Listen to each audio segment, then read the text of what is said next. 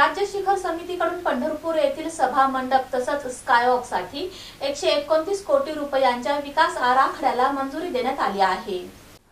पंढरपूर येथील श्री विठ्ठल रुक्मिणी मंदिर हे महाराष्ट्रातील महत्त्वाचे धार्मिक स्थळ आहे। श्री विठ्ठल रुक्मिणीच्या दर्शनासाठी लाखो भाविक दरवर्षी येत असतात। पंढरपूर इथं आषाढी, कार्तिकी, माघी आणि चैत्र या 4 वाऱ्या भरतात।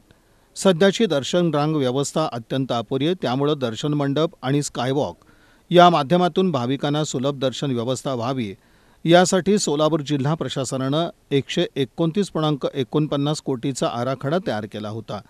हा आराखडा मुख्यमंत्री एकनाथ शिंदे यांच्या अध्यक्षतेखालील राज्य शिखर समितीसमोर जिल्हाधिकारी कुमार आशीर्वाद यांनी सादर केला।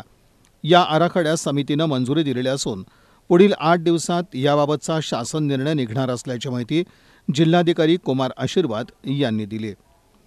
सह्याद्री अतिथीगृह मुंबईत झालेल्या शिखर समितीच्या बैठकीत पालकमंत्री चंद्रकांत पाटील, मुख्य सचिव श्रीमती सुजाता सौनिक, आमदार समाधान आवताडे, जिल्हाधिकारी कुमार आशीर्वाद, जिल्हा नियोजन अधिकारी दिलीप पवार, सहाय्यक नियोजन अधिकारी पुंडलिक गोडसे, श्री विठ्ठल रुक्मिणी मंदिर समितीचे कार्यकारी अधिकारी राजेंद्र शेळके, सार्वजनिक बांधकाम विभागाचे कार्यकारी अभियंता अमित निमकर, विद्युत विभागाचे कार्यकारी अभियंता श्रीनिवास गुजरे उपस्थित होते।